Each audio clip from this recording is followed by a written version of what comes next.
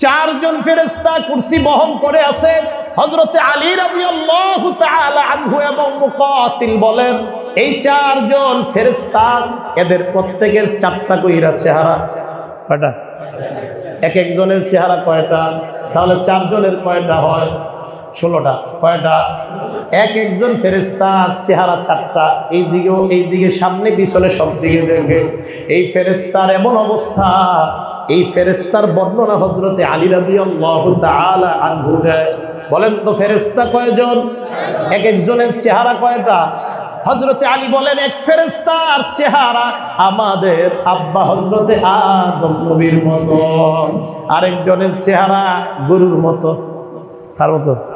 গাবি। কার মতো? গাবির মতো। আরেকজন ফেরেশতার চেহারা আকার আকৃতি সিংহের মতো, আরেকজনের আকার আকৃতি হলো শকুনের মতো। হযরতে আলী চমৎকার ব্যাখ্যা দেন। আলী রাদিয়াল্লাহু তাআলা আনহু বলেন, বাবা আদমের মতো যেই ফেরেশতার চেহারা, ওই ফেরেশতা 24টা ঘন্টা আল্লাহর কাছে দোয়া করতে থাকে, আল্লাহ তুমি আদম সন্তানের রিজিকের ব্যবস্থা করে দাও। আল্লাহ তাআলা ওই ফেরেশতার দোয়া কবুল করে নেয়। যেই ফেরেশতার আকৃতিটা অনেকটা গাভীর মতো, এই ফেরেশতা চতুষ্পদ জানোয়ারের জন্য দোয়া করে, আল্লাহ দুনিয়ার মধ্যে যত চতুষ্পদ জানোয়ার জন্তু তাদেরকে তুমি রিজিকের ব্যবস্থা করে দাও। ওই ফেরেশতার দোয়ায় আল্লাহ তাদের রিজিকের ব্যবস্থা করে দেয়। আরেক ফেরেশতা দেখতে যেইটা অনেকটা সিংহের মতো অবয়ব, এই ফেরেশতা দোয়া করে বলে, আল্লাহ দুনিয়ার যত হিংস্র জানোয়ার সবার তুমি রিজিকের ব্যবস্থা করে দাও। আল্লাহ পাক রব্বুল আলামিন তাদের রিজিকের ব্যবস্থা করে দেয়। আরেকজন ফেরেশতা যার আকৃতি অনেকটা শকুনের মতো, এই ফেরেশতা উড়ন্ত যত পাখি আছে, বক, কাক ইত্যাদি সবার জন্য আল্লাহর কাছে দোয়া করে, আল্লাহ তুমি তাদের রিজিকের ব্যবস্থা করে দাও।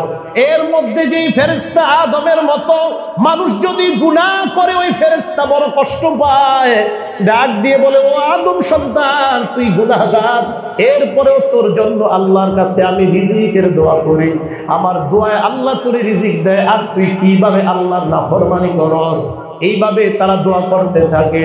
সিংহ জাতীয় ফেরেশতা, সিংহ যদি দুনিয়ার মধ্যে কারো উপর আক্রমণ চালায়, হিংস্র প্রাণী যদি আক্রমণ করে, ওই ফেরেশতা বলতে থাকে, এটা ঠিক করলি না, তুই আরেকজনের উপর কেন আক্রমণ চালাস। আল্লাহ তোর রিজিকের ব্যবস্থা করে দেয়, কারো ক্ষতি করার জন্য না। এইভাবে চারজন ফেরেশতা দোয়া করতে থাকে।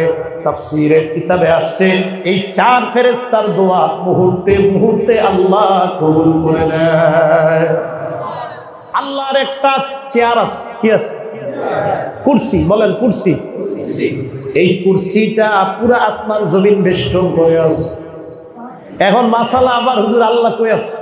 হ্যাঁ, আল্লাহ কই আছে? এই মাসালা আমরা না যাওয়াই উচিত। হ্যাঁ, একদল বলবে আল্লাহ আরশে আছে, দলিল আছে কোরআনে, আর রহমানু আলাল আরশি ইস্তাওয়া, আল্লাহ আরশে আছে।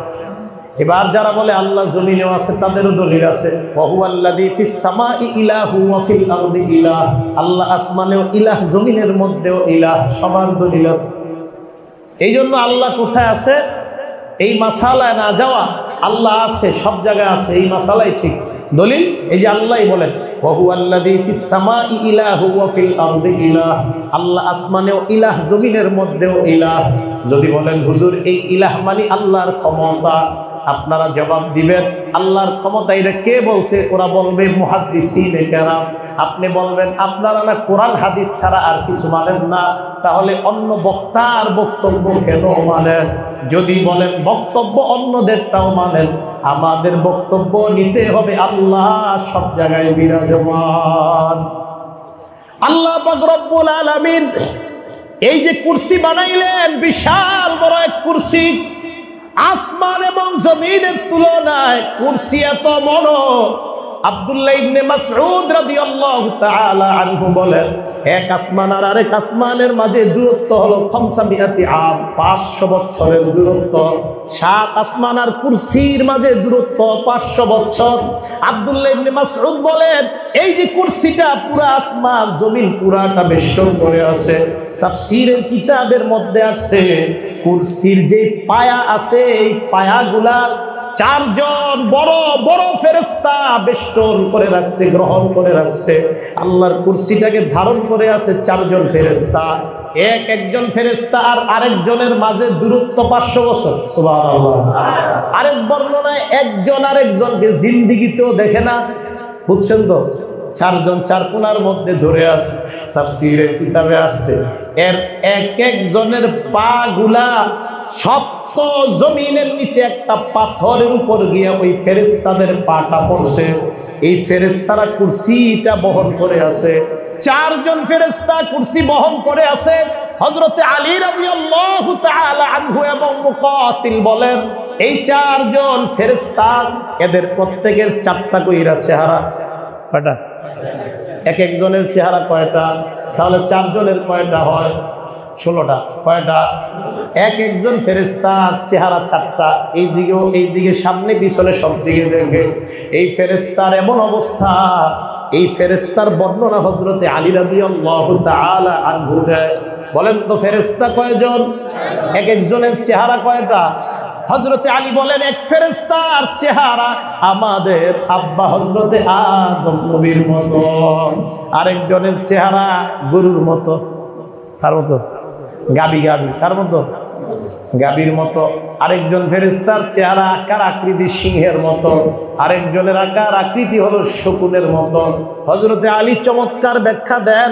আলী রাদিয়াল্লাহু তাআলা আনহু বলেন, বাবা আদমের মতো যেই ফেরেশতার চেহারা, ওই ফেরেশতা 24টা ঘন্টা আল্লাহর কাছে দোয়া করতে থাকে, আল্লাহ তুমি আদম সন্তানের রিজিকের ব্যবস্থা করে দাও। আল্লাহ তাআলা ওই ফেরেশতার দোয়া কবুল করে নেয়। যেই ফেরেশতার আকৃতিটা অনেকটা গাভীর মতো, এই ফেরেশতা চতুষ্পদ জানোয়ারের জন্য দোয়া করে, আল্লাহ দুনিয়ার মধ্যে যত চতুষ্পদ জানোয়ার জন্তু তাদেরকে তুমি রিজিকের ব্যবস্থা করে দাও।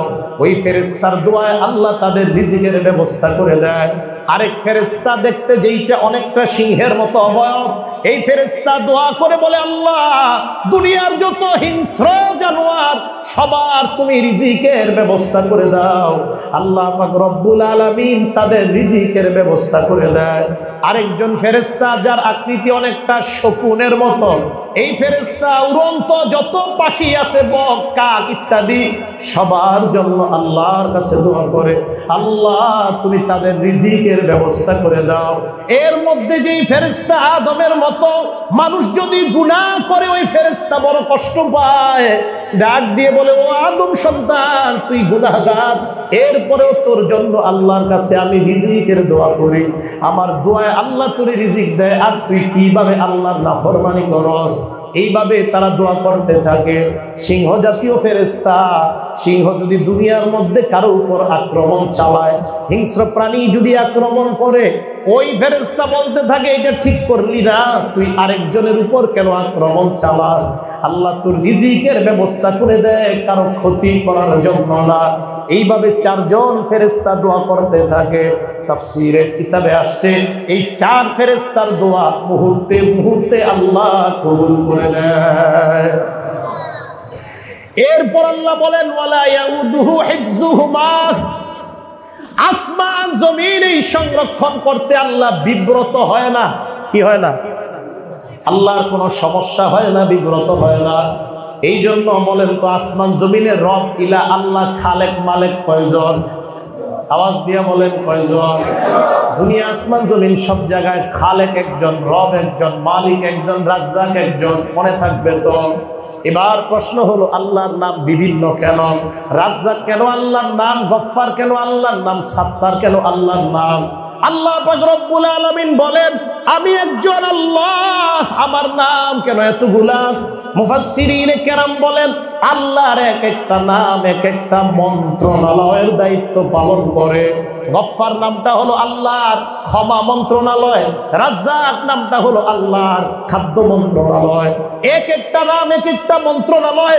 সাত্তার নামটা হলো আল্লাহর দোষ গোপন করার মন্ত্রণালয়। আল্লাহ বলেন, তোমার যা প্রয়োজন আমার কাছে তুমি চাও। আল্লাহ বলেন, খাদ্যের প্রয়োজন, ইয়া রাজ্জাক বলে আমার কাছে রিজিক চাও। মুফাসসিরিনে কেরাম বলেন, ইয়া রাজ্জাক বলে কেমন যেন খাদ্য মন্ত্রণালয়ে আমরা নক করলাম।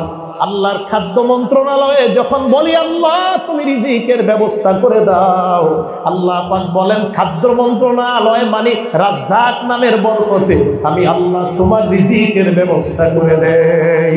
খবর প্রয়োজন, রাতের বেলা 2টা-3টা বাজে আপনি উঠলেন, উঠার পর আল্লাহর গফফার নামক মন্ত্রণালয় বললেন আল্লাহ আমি কত গুনাহ করলাম, আমার গুনাহের কোনো শেষ নাই, মাবুদ গো তুমি আমাকে মাফ করে দাও। গফফার নামক মন্ত্রণালয়ে আপনি যোগাযোগ করেন, আল্লাহ কয় করার মতো করো, আমি আল্লাহ তোমার জিন্দেগির সব গুনাহ খাতাগুলা মাফ করে দিলাম। এই আয়াতুল কুরসির শেষে আল্লাহ বলেন ওয়া হুয়াল আলিয়ুল আযীম, আল্লাহ উর্দে, আল্লাহ মহান, আল্লাহ মহামান্বিত, আল আজিম আল্লাহ সম্মানিত। এই জন্য মুসলমান আয়াতুল কুরসির অনেক ফজিলত। আমরা রাতের বেলা শোয়ার সময় এটা পড়ার চেষ্টা করব, দরজা বন্ধ করার সময় পড়ার চেষ্টা করব, ফজরের নামাজের পর পড়ার চেষ্টা করব। হাদিসের মধ্যে নবী বলেন মান ক্বারাআ দুবুরা কুল্লি সালাতিন মাকতুবা আয়াতাল কুরসি লাম ইয়ামনাহু মিন দুখুলিল জান্নাহ ইল্লা আইয়ামুতা। আর নাসাইর বর্ণনা ইল্লাল মাউত। আল্লাহর নবী বলেন 5 ওয়াক্ত সালাত আদায় করার পর নামাজের সাথে সাথে আয়াতুল কুরসিটা পড়বেন। কয়েকত নামাজের পর 5 ওয়াক্ত নামাজের সাথে সাথে আয়াতুল কুরসিটা আপনি পড়বেন। পড়ার পর যেই মাত্র আপনি আয়াতুল কুরসি পড়বেন, এরকম 5 ওয়াক্ত নামাজই পড়বেন, আল্লাহর নবী বলেন তুমি মরবা, জান্নাতে যাওয়ার জন্য তোমার আর কোনো প্রতিবন্ধক থাকবে না, মরবা সাথে সাথে আল্লাহর জান্নাতের মেহমান হয়ে যাও। মুখস্থ করবেন তো সবাই, আর আয়াতুল কুরসিটা সবাই মুখস্থ করবেন।